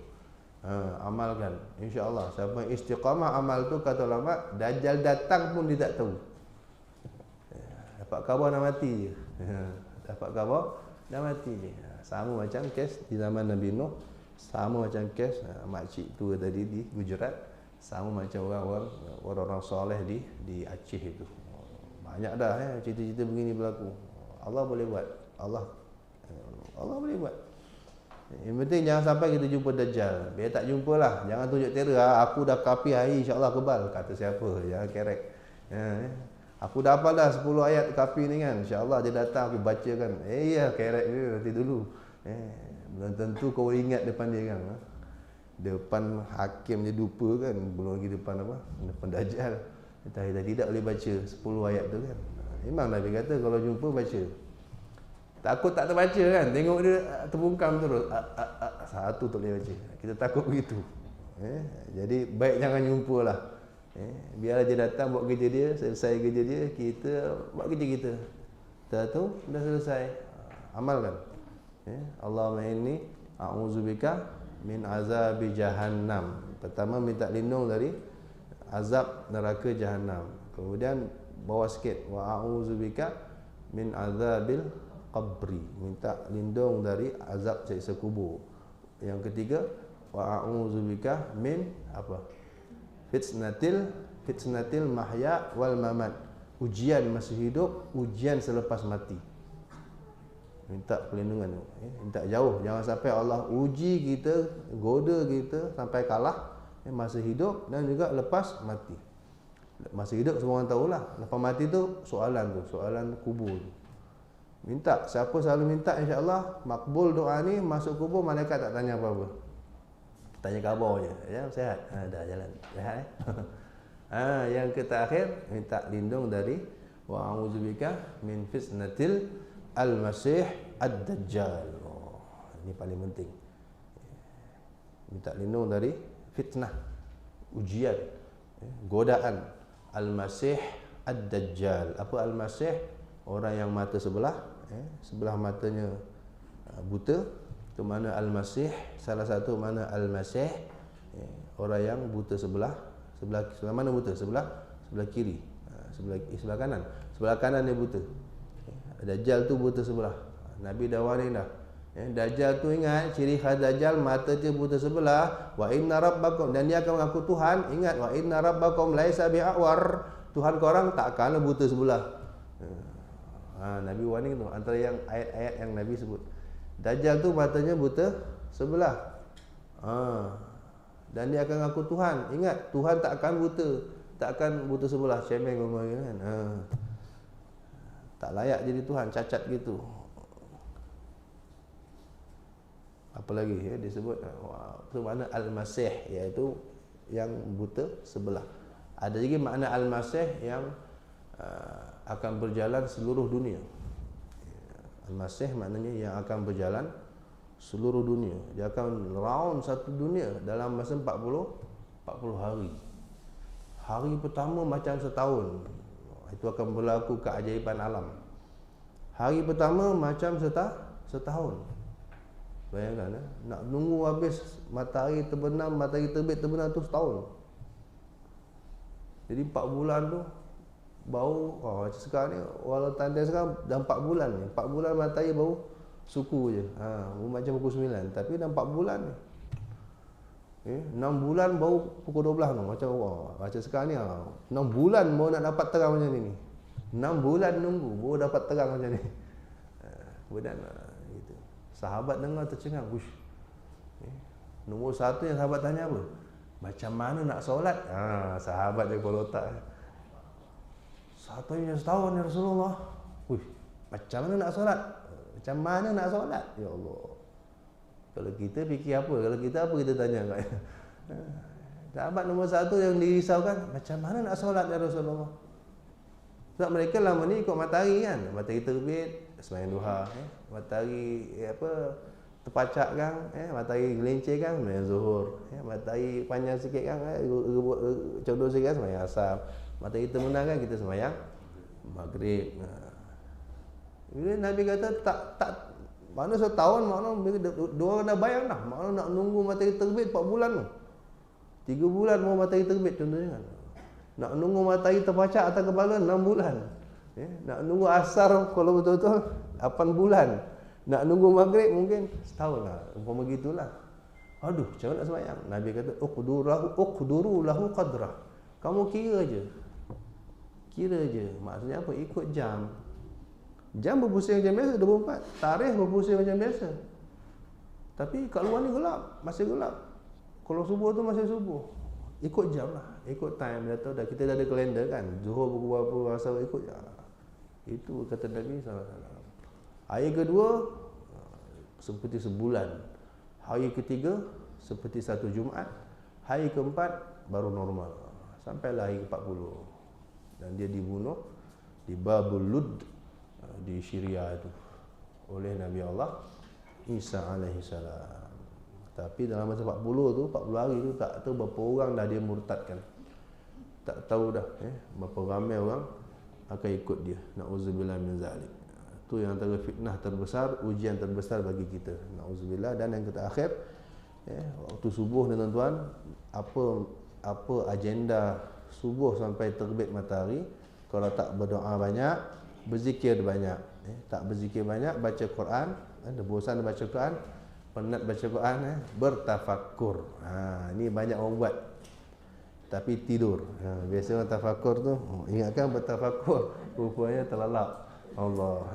Sebenarnya tafakur. Duduk atas tiga sejadah tu tafakur. Apa makna tafakur? Berfikir. Mikir apa?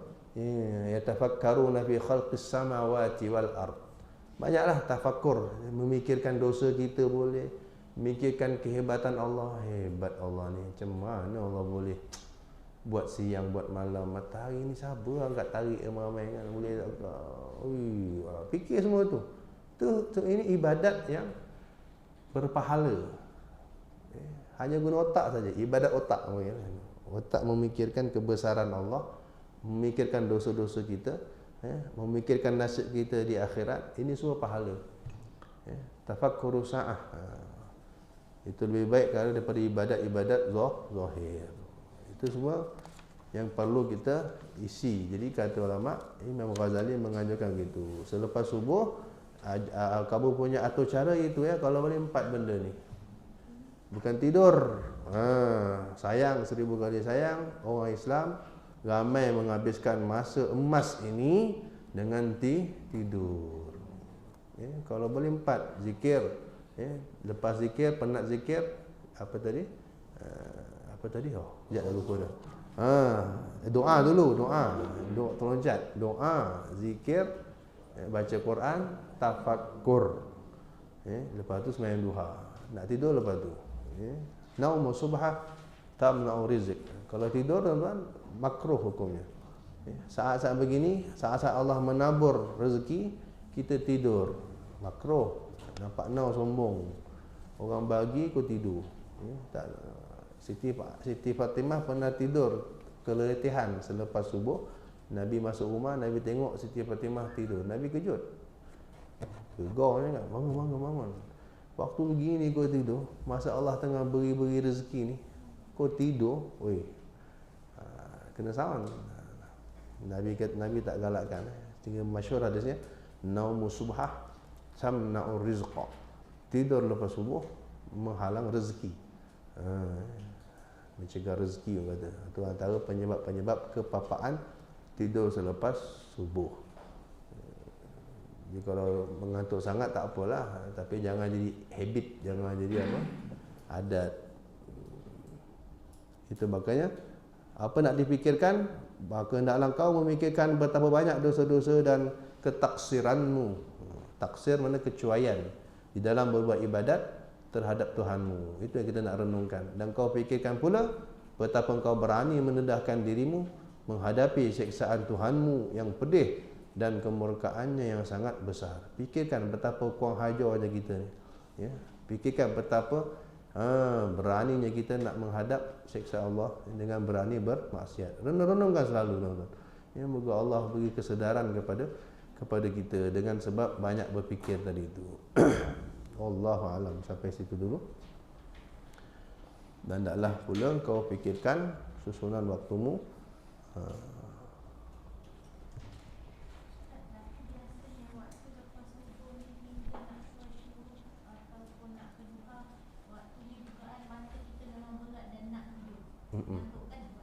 Itu kena fight, buat kopi. Tu cerita kopi tadi tu. Ini masalahnya bila ngantuk layan. Cuba bila kita nak ngantuk je tiba-tiba bini orang rumah kita atau lalukan kopi. Kan paras. Kapal api ke apa kan. InsyaAllah tidak. Dah siap goreng pisang pula tu. Allah Rabbi kata. Tak tidur pun je confirm. Kan sambil-sambil zikir, sambil-sambil ngirup kan. Itu kami kawan-kawan kami di Indonesia cerita macam tu. Saya tak buat sebab sama-sama malas nak buat kan. Tapi kalau kawan saya cerita macam tu, kita orang tak tidur subuh. Macam mana aku alhamdulillah. Ya, pagi-pagi je lepas dari subuh je kopi dah standby. Ya, goreng-goreng dah standby. Mana boleh tidur? Tak boleh tidur. Minum kan. Lepas tu dah segar bau wirid sedap. Apa masalah? Haram ke? Haram minum kopi sambil zikir? Tak ada lah.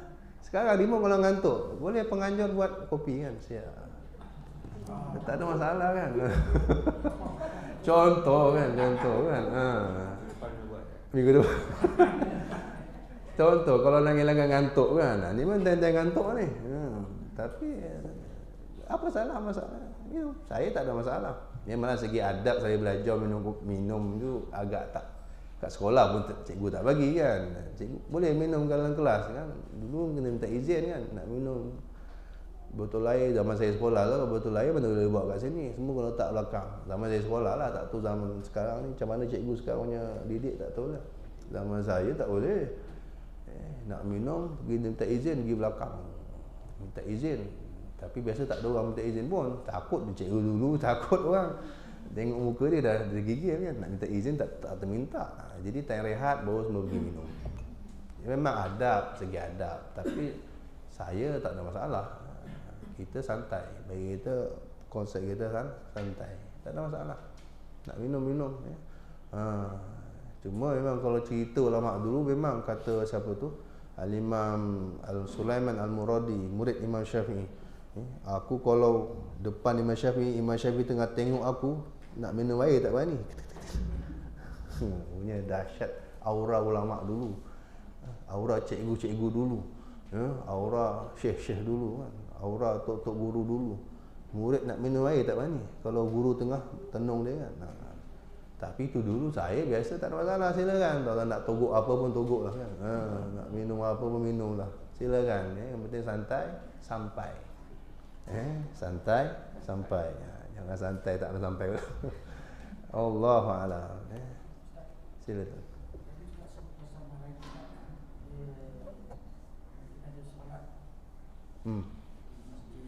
Yes.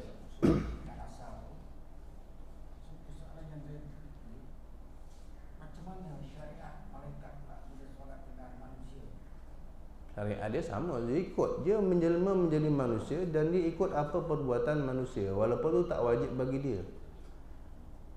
Dia menyertai bersama. Malaikat yang kata kalau yang tu yang itu khas. Malaikat ni banyak Malaikat yang turun naik ni malaikat lain. Bukan semua malaikat. Tak, malaikat yang turun naik namanya malaikat hafazah. Iaitu 10 orang setiap satu. Setiap orang ada 10. Tuan ada 10. Tuan ada 10. Semua orang ada 10. Namanya hafazah, malaikat penjaga. Ini yang turun naik. 10 kita ni sentiasa Allah bekalkan, Allah dampingkan 10 malaikat. Siang lain, malam lain. Ini hari-hari lain orang apa yang lain-lain. 10 hari ni siapa katalah 10 malaikat sekarang ni 10 malaikat berbeza untuk setiap orang. Kang asar 10 ni naik. 10 lagi lain turun. Okey? Dan besok yang subuh besok yang ni naik. 10 lagi turun, bukan yang semalam punya tu ke tak. Yang semalam tu dah tak, yang dah naik tak akan turun-turun, yang dah semua bau. Itu jumlah malaikat sehingga dia katakan jumlah malaikat tak ada siapa tahu. Belum yang masuk Baitul Ma'mur tu. Dekat Kaabah tu, selari atas Kaabah tu di langit ketujuh ada kiblat malaikat dia panggil. Ada tempat tawaf malaikat namanya Baitul Ma'mur. Itu dalam riwayat kata kita baca Isra Mi'raj kan akan keluar cerita Baitul Ma'mur, tempat Nabi Ibrahim bersandar ketika Nabi jumpa. Masuk kata Nabi SAW, setiap hari masuk tawaf di situ 70,000 malaikat dan tak keluar-keluar sampai hari kiamat. Besok masuk lagi 70,000 lain, tak tahu daripada mana datang. Tawaf lagi sampai hari kiamat. Besok lagi masuk sampai hari kiamat. 70,000 hari-hari masuk tak keluar-keluar. Masuk 70,000, 70,000, 70,000, 70,000. Yang nak masuk tak keluar-keluar. Jumlah malaikat berapa banyak? Itu sebab makhluk yang terramai, makhluk terbanyak malaikat. Sebab tak ada siapa tahu jumlah dia. Belum hafazah kita ni 10, 10, 10, 10, 10, 10, 10, 10. Dia tak terlibat malaikat-malaikat yang Allah kata rokok-rokok je tu. Sujud-sujud je tu. Itu lain. Tak terlibat. Israel, Mikael, Israfil tak terlibat. Raqib Atid tak terlibat. Ni hafazah dia panggil. 10 malaikat khas yang jaga kita. Hafazah makna penjaga. Dia jaga kita. Ada 2 kat mulut. Saya tengoklah susunan dia tu. Tapi pokoknya keliling kita ni 10. Allah, sayangnya Allah pada kita. Malaikat hafazah Allah bekalkan. Tu kadang-kadang kita nak kena musibah, Allah elakkan berkat malaikat ni lah. Ada orang cerita, aku nak menyeberang jalan, aku memang patut dah kena langgar, tiba-tiba rasa macam orang tolak. Kan? Rasa macam orang tolak, tak jadi melintas. Betul-betul luk terela melintas. Allahu Akbar. Siapa tolak tu? Kemungkinan malaikat. Malaikat hafazah yang jaga kita. Tapi itulah, kalau kita makan busuk-busuk hisap rokok, dia tak dekat, dia lari. Sebab sentiasa kita ni wangi, mulut bersih apa semua kan. Nak ada 2 kat mulut ni. Kalau kita makan busuk-busuk, cepat-cepat kita bersihkan supaya mereka maintain ada kat situ. Kalau kita busuk, dia lari, dia menjauh tu je lah. Menjauh, tak tahu apa jauh, tapi rugilah. Wallahualam. Saya nak tanya, ini berkaitan dengan apa beza antara sedekahkan Fatihah dengan kita hadiahkan Fatihah? Apa beza? Istilah je tu. Konsepnya sama, ila ruhi fulan min fulan, ataupun ya Allah sampaikan pahala bacaan Fatihah aku ini kepada si fulan. Itu istilah kita je, benda sama tu. Kita cakap kita bahasakan sedekah ke hadiah ke tak ada masalah. Yang penting bahasa Arabnya ya Allah, atau terjemahan sampaikan pahala. Sampaikan pahala bacaanku ini kepada roh fulan min fulan. Itu orang kata, ada seorang istilahkan sedekah, bersedekahkan pahala, ada orang istilahkan hadiahkan pahala. Sebenarnya segi konsep sama je, minta Allah sampaikan pahala kepada fulan-fulan. Cuma dari segi fiqah memang beza antara sedekah, hadiah, hibah, tiga ni. Apa beza sedekah, hadiah, hibah? Sedangkan praktiknya sama. Saya okey, ini buku saya bagi pada awak. Okey. Benda ni praktiknya sama. Saya sedekahkan buku ini pada awak, saya hadiahkan buku ini pada awak, saya hibahkan buku ini pada awak. Nah, beza dia tengah mana tu? Perbuatan sama. Buku ni bukan lagi milik saya, dah jadi milik awak. Tapi bila akad sedekah, lain maknanya, hadiah lain maknanya, hibah lain maknanya. Apa beza dia tuan-tuan? Nah, ini segi bahasa Kalau sedekah, kata ulama, memberikan sesuatu dengan niat nak pahala. Semua orang tahu pahala sedekah, baca kitab Fadilat Sedekah. Tebal. Terlalu banyak pahala sedekah. Okey, saya sedekahkan ini kitab kepada awak. Tapi nanti ada hukum, ada lagi bab sedekah tu ada kelebihan, ada hukum juga. Ada orang tak boleh terima sedekah, hati-hati. Ahlul bait contohnya kan, tak boleh terima sedekah. Dia kena hadiah. Ahlul bait tak boleh terima sedekah. Itu satulah, kena ingat. Tapi makna sedekah memberi sesuatu dengan niat nak pahala. Macam-macam pahala sedekah. Apa pahala sedekah? Tolak bala, panjang umur, apa lagi? Sihat, menyihatkan badan, apa lagi? Terlalu banyaklah kelebihan sedekah tu. Niat memberi tu niat nak pahala semata-mata. Kedua, hadiah. Apa beza hadiah? Memberikan sesuatu untuk memuliakan. Faham? Hadiah ni, maksud hadiah memberikan sesuatu dengan niat memuliakan. Contoh, kita beri hadiah kepada ulama. Kita bukan sedekah, kita kata hadiah. Jangan kata sedekah, kita kata hadiah sebab nak muliakan dia. Atau juga sedekah dengan niat nak menzahirkan kasih sayang. Anak kita berjaya, kita bagi hadiah. Tu nak zahirkan kasih sayang. Nabi kata tahadau tahabbu. Salinglah kamu beri hadiah, nescaya kalian akan berkasih sayang. Selalu beri hadiah, orang akan sayang kita. Itu cara. Selalu beri hadiah, kita akan sayang orang tu. Selalu, ataupun orang tu akan sayang kita. Ini sunnah, beri hadiah. Nabi tak terima sedekah. Nabi tak boleh terima sedekah. Haram bagi Nabi terima sedekah. Tapi Nabi hanya terima hadiah. Sebab Nabi orang mulia. Semua sahabat beri ke Nabi makanan ke, pakaian ke, mereka niat nak muliakan Nabi. Nabi orang mulia, perlu diberi sesuatu. Dan mereka nak tunjuk cinta mereka kepada Nabi SAW. Okey, itu hadiah. Ada pahala? Ya, tetap ada pahala. Pahalanya hadiah. Bahkan kata ulama, hadiah lebih besar daripada sedekah. Sebab kita dapat dua pahala. Kalau sedekah kita nak pahala saja. Kalau hadiah kita dapat pahala dan dapat pahala memuliakan. Sedekah tak ada unsur itu. Sedekah tiada unsur itu. Tiada unsur memuliakan. Dan yang terakhir hibah. Hibah tu beri gitu je. Ambil ah. Tak ada niat sedekah, tak ada niat nak pahala, tak ada niat nak tak pakai, ambil ah. Kau nak ambil ah. Dia tak ada apa-apa niat. Bagi gitu saja tanpa apa-apa niat, namanya hibah. Pemberian tanpa balasan. Itu perbezaan yang ramai orang tak pecam. Sebab perbuatannya sama je. Ini pindah ke dia, selesai. Tapi niat yang membezakan. Dia ulama menang kat situ. Mereka bersedekah, pahalanya menggunung. Kita sedekah biasa je. Sebab mereka pandai niat. Dia terpulang.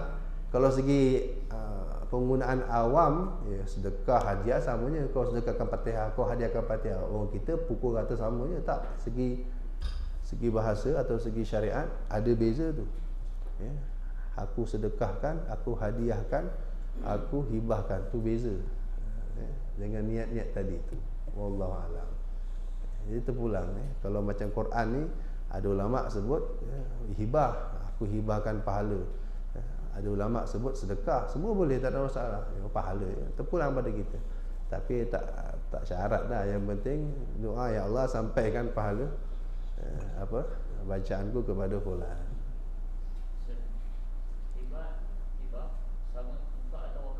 Wah, tu lain lagi tu. Wakaf lain lagi, infak lain lagi. Wakaf ni rumit. Kesian orang kita kan, rajin berwakaf tapi tak belajar berwakaf, akhirnya tak dapat.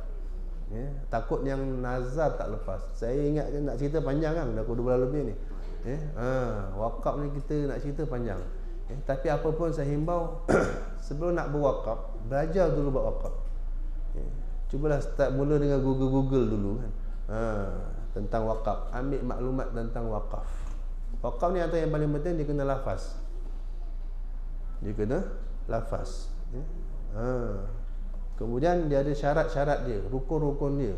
Pewakaf, penerima wakaf, barang yang diwakaf. Kemudian ada ijab kabul. Kemudian syarat-syarat, maksudnya ada syarat-syarat lagi pula. Syarat yang nak berwakaf, syarat yang nak terima wakaf. Okey, apa lagi? Benda yang diwakaf, syarat, banyak cerita tu. Tapi apapun, wakaf ni satu ibadah khas yang perlu kepada ilmu. Ramai orang tak berilmu tentang wakaf, akhirnya duk sibuk berwakaf, rupanya apa tak dapat. Bahkan ada setengah tu dapat dosa, minta mak cakap. Contoh paling mudah, kita ada tanah. Ini tanah kita. Kita pun cakap jumpa, saya nak wakaf tanah ni buat masjid. Dengar betul-betul. Ini ramai yang kita buat. Mungkin kita akan buat. Ini tanah saya wakaf buat masjid. Betul-betul tanah kita. Tanah kita ada sepadan kan? 1 ekar, ngam-ngam 1 ekar. Ini tanah saya wakaf buat masjid, titik. Tuan-tuan tahu apa hukum berak kencing dalam masjid? Hukum berak kencing dalam masjid haram. Okey, sekarang ni setiap masjid ada tak orang buat tandas? Ada kau cakap nak buat tandas dalam masjid? Dalam tanah wakaf masjid itulah kita buat tandas. Berapa banyak orang kencing berak dalam tandas tu sampai hari ni setelah jadi masjid. Sedangkan kawasan tandas tu kita wakaf untuk masjid. Sepatutnya kita kena separate wakaf. Ni tanah 1 ekar, 3 suku ekar untuk masjid, suku ekar untuk kemaslahatan masjid. Tandas, parking, apa bagi bilik air, segala tempat wuduk, kena gitu. Itu cara wakaf sebenar kalau nak buat masjid. Ada terfikir ke dah buat dah? Selamat. Hai orang kencing berak dalam masjid hari ni. Dia tak tahu, salah sendiri. Kau tak belajar.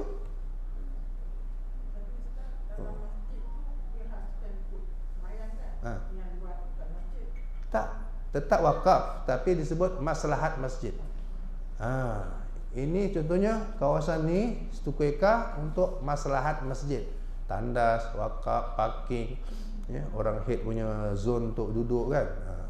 Yang 3 suku lagi untuk masjid, mana untuk dewan solat, dewan kuliah. Ini kena iktikaf. Ini kena iktikaf, kena niat iktikaf. Yang ini tidak. Tapi tetap wakaf. Hukumnya tetap status wakaf. Dah tak boleh jual dah bukan hak kita lagi dah.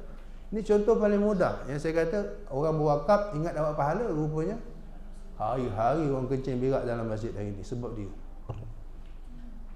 Saya tak tahulah, wallahu alam. Ini contoh, mungkin tak ada orang buat kot, tapi hati-hati kalau jangan sampai kita buat besok. Hibah dengan wakaf sama. Hibah lah. Wakaf akadnya wakaf. Kalau hibah kita beri saja. Beri gitu aja. Wakaf ni dia ibadah khas. Tapi orang yang macam orang yang umumkan tu, memohon untuk wakaf, dia tak rincikan. Itu kalau wakaf umum tu lain. Kita beri wakaf umum, nanti yang mengatur, nazir tu dia panggil. Ada yang penanggungjawab dia akan aturkan. Tapi sebenarnya ini contoh peribadi lah, contoh tadi kan. Kita ada tanah, jangan sebarangan wakaf untuk masjid. Maka tanah itu saja boleh untuk masjid. Kalau nak buat tanah, kena cek tanah lain. Sebab ini bila dah jadi tanah ni dah diwakaf sebagai masjid, walau belum ada bangunan, masih hutan, dah haram dah. Buang air kat situ, Dah jadi masjid dah. Tuan-tuan nak sembahyang tahiyatul masjid dalam hutan ni pun boleh. Sebab dah wakaf sebagai masjid. Masjid tak mesti ada bangunan. Mulut lafaz ini tanah aku wakafkan sebagai masjid, jadi masjid dah. Dah boleh iktikaf kat situ. Dah boleh tahiyatul masjid. Junub tak boleh, haid tak boleh duduk situ dah. Nak buang air kena cari tanah lain. Kalau nak buat tandas dah terlupa, dah terlajak, dah terwakaf ni kan. Kena spesifik baliklah. Pecahkan balik wakaf itu. Ya, masjid sampai sini, ini kemaslahatan masjid. Ini sepatutnya. Sebelum kalau kita dah ngaji siang-siang, tak timbul masalah tu. Jadi kalau dah terwakaf sepenuhnya, untuk buat tandas kena beli tanah sebelah. Kena beli tanah sebelah, tanah lain khas untuk buat parking atau apa nama tandas dan sebagainya. Itu contoh wakaf. Wakaf pertama dia kena lafaz. Aku wakafkan, atau aku jadikan tanah ini untuk masjid, maka automatik jadi wakaf. Itu panjang pembahasan wakaf. Macam mana kalau kita kepada siapa pula? Mesti ada penerima dia. Kepada siapa? Jabatan Agama Islam. Dia bukan pemegang wakaf. Dia bukan penerima, dia pemegang amanah saja. Maka kerana wakaf tak jelas, tak cukup rukun, akhirnya tak sah. Mesti ada pewakaf, penerima wakaf. Barang yang diwakaf. Kemudian sirah, ijab, qabul. Kurang satu tak sah. Aku wakaf. Ini Quran aku wakaf. Siapa penerimanya? Tak ada. Tak sah, tak cukup rukun. Main wakaf je. Ini Quran aku wakaf. Tak sah. Siapa penerima dia? Sedangkan rukun wakaf tadi itu pewakaf, penerima wakaf. Barang yang diwakaf, ijab dan kabul. Sirah. Dia kata, orang tak tahu, tak dapat pahala. Ini lebih dari 12 suku ni, boleh tak apa? Rasa ada definasi. Contohnya, saya beli meja, lepas tu bagi pada rumah ngaji. Saya wakafkan meja ni. Kepada siapa? Kena sebut kepada rumah ngaji, penerima dia. Kadang-kadang letak situ je, yang terkali tu, dia kata letak je dalam pelang. Itu masalah dia, kata. Sedangkan rukun dia tadi tu, akad masih ada akad. Ijab kabul dia panggil. Sirah dia panggil. So apa yang berlaku kalau tak sah? Dia jadi infak biasalah. Jadi infak. Itu kembali ke dia. Kalau tak wakaf tidak sah, dia jadi infak. Kita khawatir kalau orang nazar. Takut nazar tak lepas. Bila nazar, contoh kita sakit kemarin kan. Alhamdulillah, lepas dari Covid ni aku nazar, aku janji nak bagi masjid, meja. Nak wakafkan meja. Sedangkan wakaf tak sah, mana nazar tak lepas lagi. Itu kita risau. Kalau setakat tak ada nazar, dia jadi infak biasa je lah. Rukun tu tak lengkap saja. Tak cukup rukun. Dia sembahyang 13 rukun. Kurang satu sah tak sembahyang kita? Tak sah. Itu kata belajar dulu. Wakaf ibadat, namanya ibadat ni mesti belajar. Siapa beribadat tanpa ilmu, ditolak, tak sah. Biasanya banyak tak sah, banyak berlaku tak sah. Akhirnya dia jadi hadiah atau jadi apa? Infak saja. Infak tu mana kita belanjakan duit kita untuk fisabilillah je, dapat juga pahala. Tapi kan beza konsep dia, kan? Wakaf ini ibadah yang khas. Infak ibadah umum. Infak secara umum, dia tak ada undang-undang yang ketat seperti wakaf. Infak ni lebih kata belanja, perbelanjaan. Dia tak ada syarat banyak. Dia tak ada syarat ketat macam wakaf. Bila wakafnya dia tertakluk dengan hukum. Dia tertakluk dengan apa hukum ni lah. Tak boleh jual benda wakaf kan, tak boleh jual. Kalau infak boleh. Ni meja saya infak. Kalau tak nak rasa dah tak cantik nak jual tak ada masalah.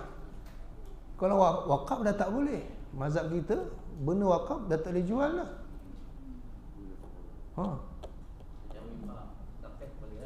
Infak. Kalau paling selamat tu saya kata, paling selamat jangan akad wakaf.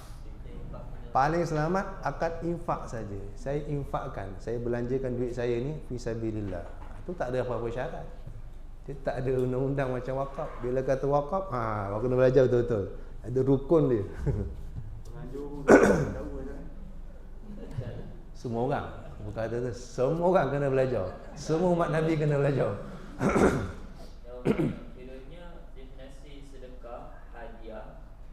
sedekah, hadiah, Hibah. Hibah. dan Hibah, infak. sama.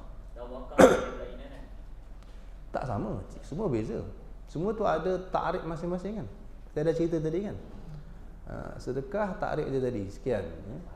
Hibah hadiah sekian takrif dia kan. Hibah sekian. Infak sekian. Infak tu lebih secara umum. Apa tadi? Wakaf itu. Wakaf lebih spesifik lagi. Lebih rumit lagi tu. Dalam fiqh tu lagi tebal kitab, lagi banyak pembahasan dia. Lagi banyak isu dia. Ustaz nak tanya. Yo. Adakah perlu bila kita kata kita nak menghibahkan sesuatu kepada orang tu, ada tak perlu satu macam dokumen ataupun penulisan? Sunnah. Itu sunnah. Sunnah ada. Sunnah ada. Sedangkan mulut saja sah. Yes. Kalau dia dah cakap, maknanya dah sah. Valid, ya sah. Macam akad nikah. Allah pegang ucapannya. Wallahu ala ma naqulu wakil. Apa yang kita cakap terserah pada Allah, Allah pegang dah. Tapi sunat sebagai kemasyarakatan, kita ni pelupa kadang-kadang baca cahal berbangkit besok, penting ada hitam putih. Tak wajib. Hitam putih tak wajib. Sunnah saja. Supaya besok apa-apa hal berlaku, kita ada secure, kita ada hitam putih. Sunnah saja. Sama juga berhutang. Berhutang ni kalau boleh dicatat. Sunat catat, tak wajib. Sebab kalau kita mati, siapa yang tahu? Tak ada hitam putih kan? Ada catatan, selamat. Aman kita. Ini sunnah Nabi mengajarkan begitu. Quran mengajar, ada dalam Quran. Idza tadayantum bidainin faktubuh, Allah kata. Bila kalian berhutang, catat, tapi bukan wajib. Hutang ni atau mulut pun sah dah, tetap kena bayar tak? Walaupun tak ada catat-catat. Jumpa kat kedai kopi kan, mat punya RM10, okey. Oh ya dah. Habis tak payah catat, tak payah catat. Habis tak payah bayar. Tak catat tak payah bayar. Kata siapa?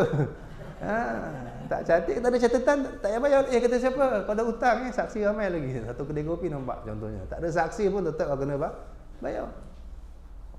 Allah pegang cakap kita.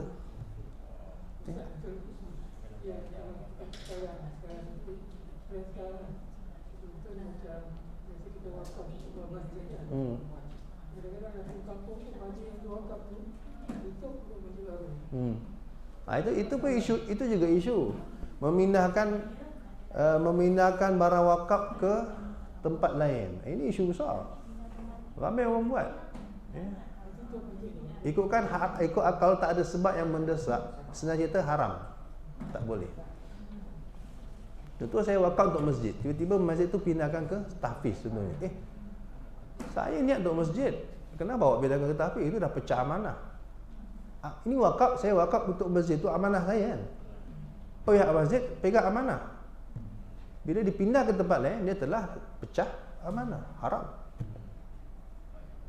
Itu sebab barang-barang masjid tak boleh guna untuk keperluan wow. Contohnya kapet masjid, cantik. Tiba-tiba kita nak buat kerja kahwin. Kita pun telefon pengurusi kancing dengan kita kan. Pengurusi kalau tengok kapet masjid cantik, aku nak buat kerja kahwin ni, buat depan pelaminan ni. Boleh pinjam masjid punya kapet? Oh, beres. Haram. Itu orang wakaf untuk masjid, kegunaan masjid. Kita bagi pakai untuk peribadi, haram. Tak boleh. Dianggap pecah amanah. Orang infak atau orang wakaf untuk masjid, itu amanah sudah. Sebab tak sama kan. Kalau pakai untuk luar, ada pahala ke? Tak ada pahala. Orang wakaf nak pahala supaya orang pakai semayang, mengalir ke mak dia contohnya kan. Dia wakafkan untuk moyang dia ke. Bila kita swipe pada bukan tempatnya, dah pecah amanah. Sedangkan Nabi pesan, al-mu'minun inda syurutihim. Orang beriman mesti dipatuhi syarat-syarat dia. Aku nak bagi ni dengan syarat ni. Ikutlah, follow lah. Bukan senang buat wakaf. Nak jadi pengurus masjid bukan senang. Ramai orang pinjam telefon nak pinjam duit masjid. Dia tengok masjid banyak duit kan. Dah dia buat macam biar rakyat pula.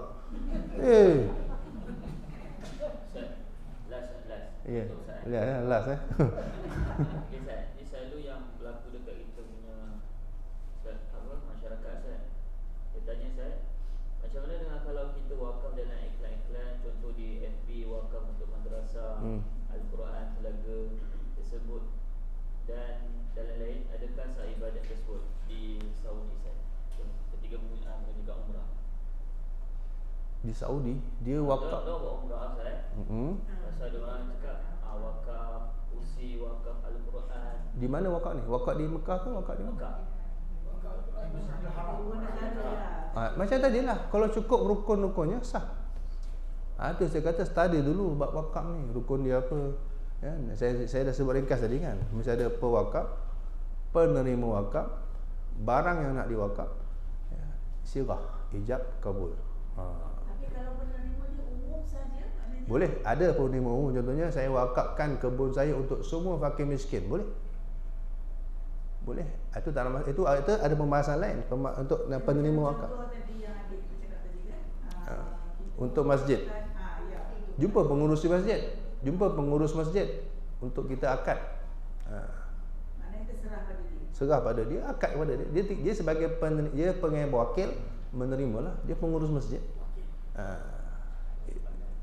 Panjang cerita dia, belum cerita khilaf mazhab lagi. Itu dalam Syafi'i saja. Akhirnya banyak bila kita tersepit, kita akan tengok mazhab lain pula. Sama lah, insya-Allah. Tak, saya kata sementara ni Google lah dulu kan. Sementara ni Google dulu. Ambil input dulu. Nanti tuan-tuan puan-puan akan terkejut, ya Allah. Macam ni dahsyatnya wakaf. Jadi saya kata memang saya bagus berwakaf, tapi sebenarnya kalau faham dia punya rumit tu, baik janganlah. Baik infak je lah. Infak sana. Ya, bagi gitulah atau sedekah je lah. Bila wakaf kan leceh. Masa dia orang mohon apa tu, dia sendiri yang cakap wakaf. Itu saya kata yang dia boleh cakap. Tapi sebenarnya mungkin dia ingat tuan-tuan dah mengaji. Kau orang rumah mengaji, tak kala tak tahu, tak kala tak mengaji. Umur dah berapa? 60, tak kala tak pernah jumpa bab wakaf macam tu kan. Mungkinlah dia fikir Takbir nak ambil Ustaz, lepas dia takbir dia masuk. ini pengajian fiqah ini fiqah sebenarnya. Tu kata fiqah ni fardu ain. Takkan dah umur macam ni tak pernah jumpa bab wakaf.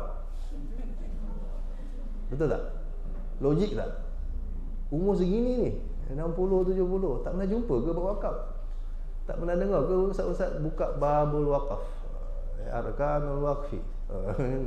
Rukun wakaf. Ada pun wakaf itu takkan nak jumpa.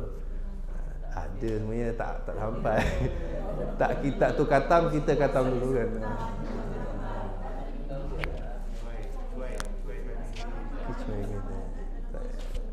Tu kata sebenarnya kita umat Islam tu kita lah sebenarnya kita tak minat belajar fiqh sebenarnya. Kita ingat tak perlu. Padahal itu harian kita.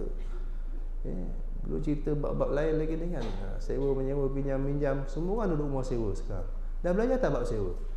Lagi terkejut juga. Bab menakahat sama juga. Semua menikah kahwin. Kadang tak tahu pun. Dia dah bercerai dengan suami dia pun tak perasan lagi. Ada orang perempuan cerita kat saya ni ustaz, kalau ikutkan apa yang saya belajar dah beratus kali saya kena cerai dengan suami saya ni. Dah beratus kali dia kata. Tapi masih duduk serumah. Buat tak tahu je. Ini akhir zaman lah. Fardu ain ni orang masih kelam, keliru, tak tahu apa benda fardu ain ni. Dia melibatkan 4. Kalau fiqh tu 4, ibadat, muamalat. Wakaf ni muamalat. Wakaf ni muamalat ni. Tak jumpa. Kitab je tebal. Ibadat tak habis-habis lagi. Nak jumpa bab haji pun lambat. Tak jumpa kan. Jadi yes. Itu sebabnya sekarang ni kita ubah mindset kita. Apa benda pun kita nak buat, belajar dulu, study dulu. Saya nak berwakaf. Apa patut saya buat? Ini yang simple. Saya nak bersedekah. Apa patut saya buat? Belajarlah. Sama, nanti terkejut. Tak boleh paku-paku. Itu pam. Deri habis rumah orang. Tanpa izin. Ambil sewa. Ini dah soalan lain panjang cerita nanti. InsyaAllah nanti. Kita sambunglah. Nanti kita tengok pelan-pelan ni saya nak buka minda balik kan, pelan-pelan insya-Allah. Betapa pentingnya mengaji ni kan. Dan apa yang kita nak ngaji ni penting juga. Jangan duk sibuk tasawuf yang panjang. Bagus. Hati jadi baik. Tapi dalam masa yang sama, fiqh tu penting. Mesti ada pengajian fiqh yang kulit ke kulit, makna semua bab kita dah lalu. Cuba semua hidup kita ni selalu-selalu ni fiqh ni kulit ke kulit, makna semua bab dah baca dah. Dah dapat gambaran dah. Oh, macam ni wakaf. Oh, macam ni sewa menyewa. Oh, macam ni pinjam-minjam. Dan ini kita tak boleh elak. Ini muamalat harian kita. Hari-hari kita menyewa, hari-hari kita pinjam meminjam, hari-hari kita muamalat kan. Kejap-kejap orang minta wakaf, kejap-kejap orang minta wakaf. Tahfiz tu, tahfiz ni. Oh, semangat. Duit banyak orang Malaysia, alhamdulillah kaya. Tapi jangan sampai benda tu sia-sia. Bahkan dosa lagi saya kata tadi tu. Elok-elok nak pahala, hari-hari pula undang dosa. Hari-hari suruh orang biak kencing dalam masjid. Contoh paling mudah. Hati-hati. Bila tak berilmu tu begitu. Ya, pentingnya mengaji. Wallahu a'lam bissawab. Cukup Rabbana fa'na bima 'allamtana rabbi 'allimna alladhi yanfa'una rabbi faqihna wa faqih lana wa qarabatin lana fi dinina ma ahli qutri unsa wa dzakar sirril Fatihah. A'udzu billahi minasyaitonir rajim. Bismillahirrahmanirrahim. Alhamdulillahi rabbil alamin arrahmanir rahim maliki yaumiddin. Iyyaka na'budu wa iyyaka nasta'in ihdinas siratal mustaqim. Siratal ladzina an'amta 'alaihim ghairil maghdubi 'alaihim waladdallin. Amin. Subhanakallahumma wa bihamdika asyhadu an la ilaha illa anta astaghfiruka wa atubu ilaik. Assalamualaikum warahmatullahi wabarakatuh.